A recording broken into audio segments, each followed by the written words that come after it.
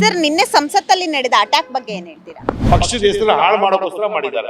ಯಾರ ಮನೆಗೆ ನೋಡು ಸಾವಿರಾರು ಕೋಟಿ ದುಡ್ಡು ಸಿಗ್ತಾ ಇದೆ. ಜನಗಳು ಎಲ್ಲರೂ ಉದ್ಧಾರ ಆಗ್ತಾರೆ. ಎಲ್ಲ ಇವ್ರ ಮನೇಲಿ ಇದೆಯಲ್ಲ. ಪ್ರತಾಪ್ ಸಿಂಹ ಅವ್ರನ್ನ ವಜಾಗೊಳಿಸಬೇಕು ಅಂತ ಹೇಳ್ತಾ ಇದ್ದಾರೆ. ಇದು ಎಷ್ಟು ಸರ್? ಪರಿಶೀಲನೆ ಮಾಡಿ ಮಾತಾಡ್ತಾರೆ. ಕಾಂಗ್ರೆಸ್ ಅವರು ಹೇಳ್ತಾರಲ್ಲ, ಪರಿಶೀಲನೆ ಮಾಡ್ತೀವಿ. CR ಸಿಂಹ ಹೆಸರು ಡೂಪ್ಲಿಕೇಟ್ ಪಾಸ್ ಮಾಡಿಸಿ ಈ ತರ ಮಾಡಿದ್ದಾರೆ. ಇವರು MP ಗೆ ಗೆಲ್ಲೇಬೇಕಂತೇಳಿ ಇದು ಮಾಡ್ತಿದ್ದಾರೆ. ಇವ್ರು ಯಾವ್ದೇ ಕಾರಣಕ್ಕೆ MP ಎಲ್ಲಕ್ಕಾಗಲ್ಲ. ಕಾಂಗ್ರೆಸ್ ಮೋಸಲ್ಲ ಎಲ್ಲರೂ ಗೊತ್ತಾಗಿದೆ. ಯಾರ ಪರವಾಗಿ ಇದೆಲ್ಲ ಮಾಡಿದ್ರು ಅಂತಕ್ಕಂಥದ್ದು ಬಹಳ ಮುಖ್ಯ ಅಲ್ಲ. ಈ ವಿಷಯ ಯಾಕೆ ಬರ್ತಾ ಇದೆ ಹೊರಗಡೆ? ಭದ್ರತೆ ವೈಫಲ್ಯ ಆಗಿರೋದ್ರಿಂದ ಯಾರ ಮೇಲೂ ಭೂಮಿ ಕೂರಿಸ್ತಕ್ಕಂಥದ್ದು ಸರಿಯಲ್ಲ. ಎರಡೂ ರಾಜಕೀಯ ಪಕ್ಷಗಳು ಆಡ್ತಾ ಇರ್ತಕ್ಕಂಥದ್ದು ಒಂದೇ ಆಟ. ಕೊಟ್ಬಿಟ್ಟ ಅಂದ್ರೆ ನೀನ್ ಮತ್ತೆ MP ಆಗಿ ಪ್ರಯೋಜನ? ಸರ್ ನಿನ್ನೆ ಸಂಸತ್ತಲ್ಲಿ ನಡೆದ ಅಟ್ಯಾಕ್ ಬಗ್ಗೆ ಏನ್ ಹೇಳ್ತೀರಾ? ಮೇಡಮ್, ಇದೊಂದು ತಿಳಿದಿರೋ ಪ್ಲಾನ್ ಮಾಡಿರೋ ಒಂದು ಏನು ನೀವು ಮಾಡಲೇಬೇಕು ಅಂತ ಕಾಂಗ್ರೆಸ್ ಅವರೋ BJP ಅವರೋ ಗೊತ್ತಿಲ್ಲ.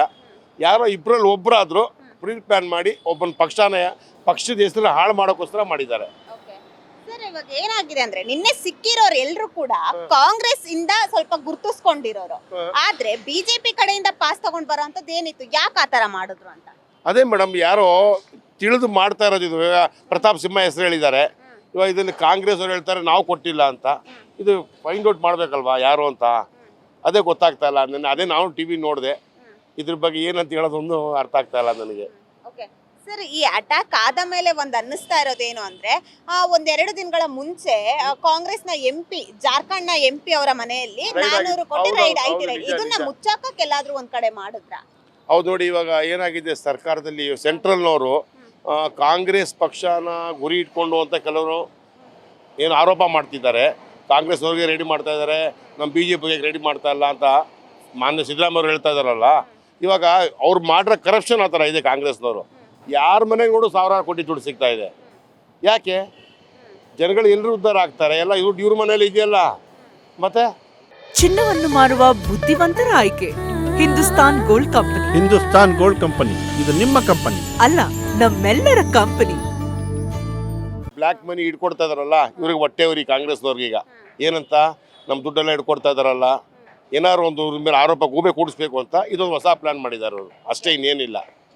ಸರ್ ಇವಾಗ ಏನಾಗಿದೆ ಅಂದ್ರೆ ಈ ಅಟ್ಯಾಕ್ ಆದ ಮೇಲೆ ಪಾಸ್ ಕೊಟ್ಟಿರುವಂತಹ ಪ್ರತಾಪ್ ಸಿಂಹ ಅವ್ರನ್ನ ವಜಾಗೊಳಿಸಬೇಕು ಅಂತ ಹೇಳ್ತಾ ಇದ್ದಾರೆ. ಇದು ಎಷ್ಟು ಸರಿ? ಇದು ತಪ್ಪು ಮೇಡಮ್.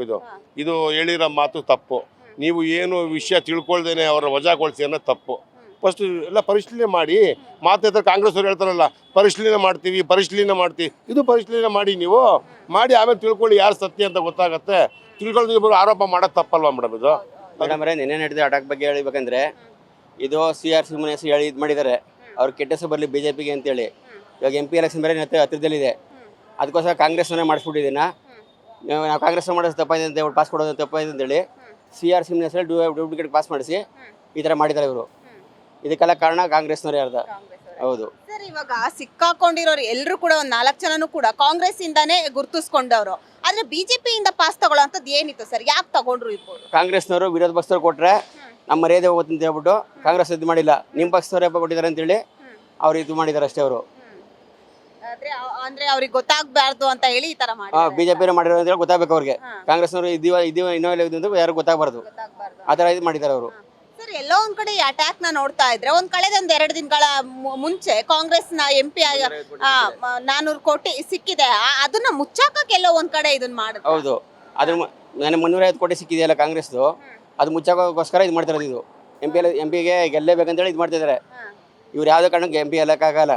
ಕಾಂಗ್ರೆಸ್ ಮೋಸಲ್ಲ ಎಲ್ಲರೂ ಗೊತ್ತಾಗಿದೆ. ಬಟ್ ಆದ್ರೂ ಕೂಡ BJP ಇಂದ ಪಾಸ್ ತಗೊಳ್ಳೋಂಥದ್ದು ಏನಿತ್ತು ಸರ್? ಅಲ್ಲ, ಈಗ ಏನಾಗ್ತಾ ಇದೆ ಅಂತಂದ್ರೆ ಯಾರು ಪಾಸ್ ಕೊಟ್ಟರು, ಯಾರ ಪರವಾಗಿ ಇದೆಲ್ಲ ಮಾಡಿದ್ರು ಅಂತಕ್ಕಂಥದ್ದು ಬಹಳ ಮುಖ್ಯ ಅಲ್ಲ. ಈ ವಿಷಯ ಯಾಕೆ ಬರ್ತಾ ಇದೆ ಹೊರಗಡೆ? ಸೊ ಅವರು ಇವ್ರ ಕಡೆಯಿಂದ ಪಾಸ್ ತೆಗೆದುಕೊಂಡು ಬಂದರು, ಇವ್ರ ಪರವಾಗಿ ಮಾಡ್ತಾ ಇರ್ತಕ್ಕಂಥ ಕೆಲಸ ಮುಖ್ಯ ಅಲ್ಲ. ಇವತ್ತು ಕೇಂದ್ರ ಸರ್ಕಾರದಲ್ಲಿ ಉದ್ಯೋಗಗಳು ಖಾಲಿ ಇರೋದು ಸತ್ಯ ಅಲ್ವಾ? ಉದ್ಯೋಗಗಳನ್ನು ಯಾಕೆ ತುಂಬಬಾರ್ದು? ಇವತ್ತು ಬೆಳಿಗ್ಗೆ ಎದ್ದು ಮೋದಿಯವರು ಹೇಳ್ತಿರ್ತಾರೆ, ಏನು ನವಜವಾನು ಯುವಕರೇ ಅಂತೆಲ್ಲ ಮಾತಾಡ್ತಿರ್ತಾರೆ, ಅವ್ರಿಗೆ ಉದ್ಯೋಗ ಕೊಡಬೇಕಾಗಿರ್ತಕ್ಕಂಥ ಕೆಲಸ ಮಾಡ್ತಿಲ್ಲ. 2028ಕ್ಕೆ 2030ಕ್ಕೆ ಇವತ್ತು ದೇಶದ ಬಹಳ ದೊಡ್ಡ ಶಕ್ತಿಯಾಗಿ ಹೊರಹೊಮ್ಮುತ್ತದೆ ಯುವ ಸಮಾಜ. ಆ ಒಂದು ಶಕ್ತಿಯನ್ನು ಬಳಸ್ಕೊತಕ್ಕಂಥ ಕೆಲಸ ಸರ್ಕಾರ ಮಾಡ್ತಾ ಇಲ್ಲ ಅಂತಂದ್ರೆ ತಪ್ಪು ಯಾರ್ದು?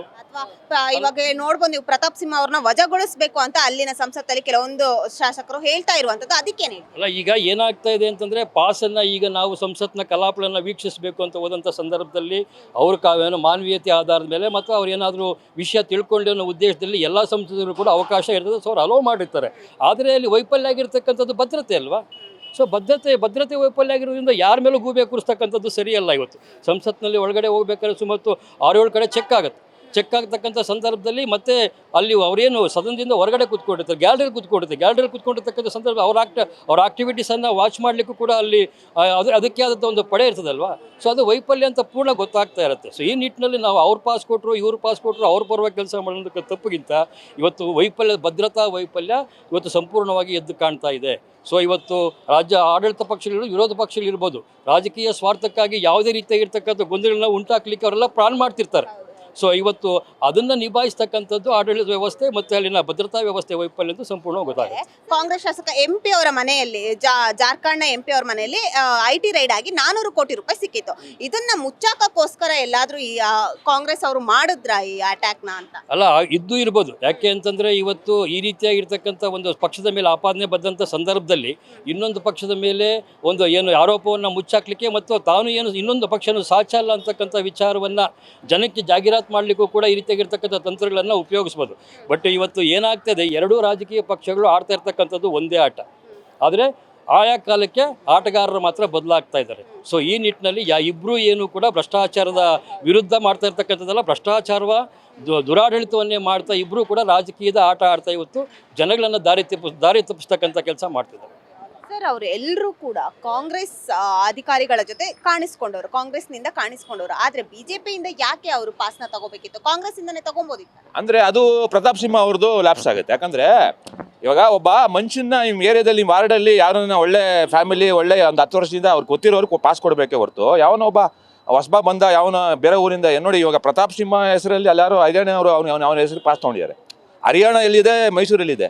ಅದು ಹಿಂಗೆ ಲ್ಯಾಪ್ಸ್ ಆಯಿತು. ಪ್ರತಾಪ್ ಸಿಂಹಂದೇ ತಾನೆ ಅವ್ರ MP ಆಫೀಸ್ ಅಂತ ಕೊಟ್ಟಿರೋದು. PM ಹಾಕೋದು, ಗೂಬೆ ಕೂರಿಸೋದು. ಇವಾಗ ನೀವು MP ಅಂದರೆ ಒಂದು ರೆಸ್ಪಾನ್ಸಿಬಿಲಿಟಿ ಇರುತ್ತೆ.